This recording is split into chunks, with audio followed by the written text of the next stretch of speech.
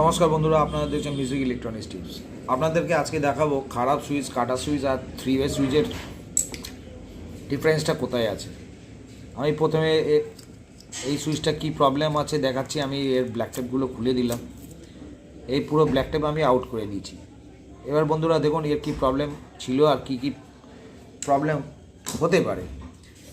আমার কন্টিনিউটি টেস্টারটা দেখুন, এটা অন আছে কি অফ আছে আমি জানি না। তো আমি লাইন টেস্ট করছি, দেখুন এখানে বিপ সাউন্ড পাবেন।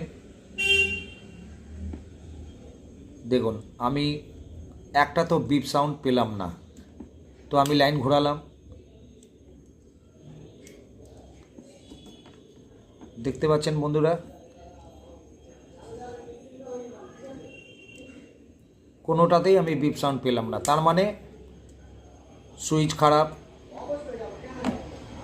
সুইচে কন্টিনিউটি টেস্ট করছে না, শো হচ্ছে না। এবার দেখুন আমি অন্য একটা সুইচ নিয়েছি, এই সুইচে এই দেখুন বিপ পাচ্ছি আমি, কিন্তু এবার আমি অফ করছি,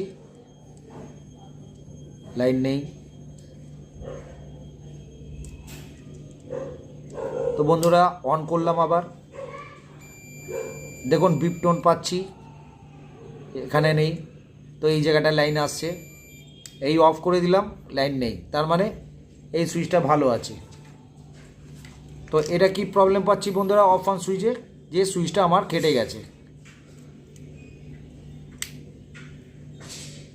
সুতরাং বন্ধুরা এর মধ্যে কোনো কিছু করার নেই, এই সুইচ গেছে। এই সুইচ ঠিক করতে গেলে আমাকে কি করতে হবে, এই জায়গাটা চাপ দিতে হবে, চাপ দিয়ে আমাকে খুলে দেখতে হবে। এখানে একটু হালকা প্রেসার দিলেই এটা বেরিয়ে যায়। দেখুন এখান থেকে স্ক্রুড্রাইভারটা হালকা এমনি চাপ দেবেন, চাপ দিতে এমনি হালকা করে চাপ দিতে এই দেখুন পুরো স্প্রিং ভেতর থেকে বেরিয়ে গেছে।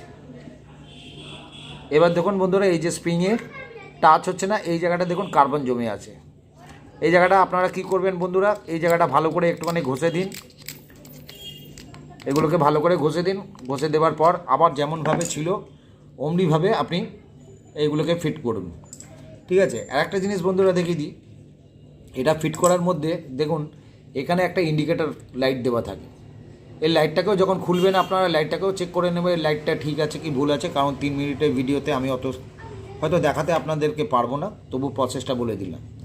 এবার দেখুন বন্ধুরা এই একটা স্প্রিং থাকে ভেতরে, এই স্প্রিংটাই হচ্ছে মেন, যে স্প্রিংটা আপনার কাজ আসছে। এই স্প্রিংয়ের উপরেই এই সুইচটা কিন্তু থাকে।